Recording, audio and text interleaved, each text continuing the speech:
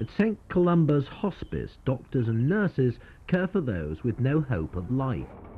A place where the staff have dedicated their lives figuring out how to deal with death. St Columba's is 40 years old this year. Its opening marked the beginning of a new form of hospice care for those with terminal illnesses here in Scotland. It costs more than £8.5 million a year to run the service here, and 75% of that comes from fundraising. These 800 ceramic forget-me-not flowers are in memory of the people who died here at the hospice.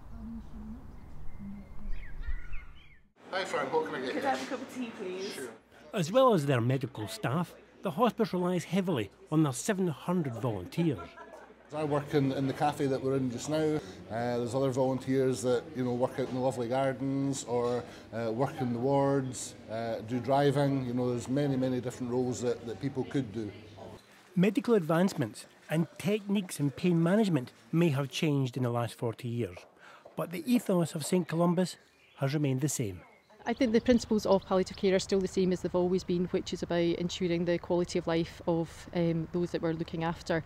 The importance of people making their own choices and being involved in their care and identifying what's important to them is absolutely crucial.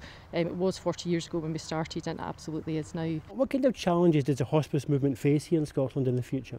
One of the big challenges is the number of people that are needing support. At any one time, there's about 11,000 people per year in Scotland who could benefit from palliative care who don't actually access it or receive it. That 11,000 people is just going to get bigger and bigger, so we do need to act and work in different ways to be able to support them.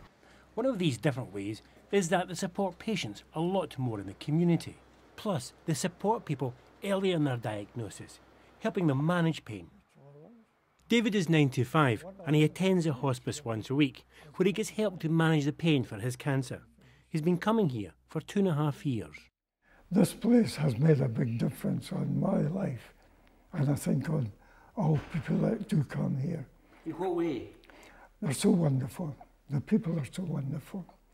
The caring is just, it's paradise.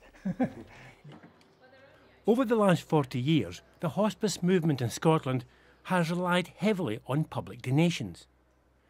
With growing demand for their services, we may have to rethink about how we support them in the future. Ian Hamilton reporting Scotland, Edinburgh.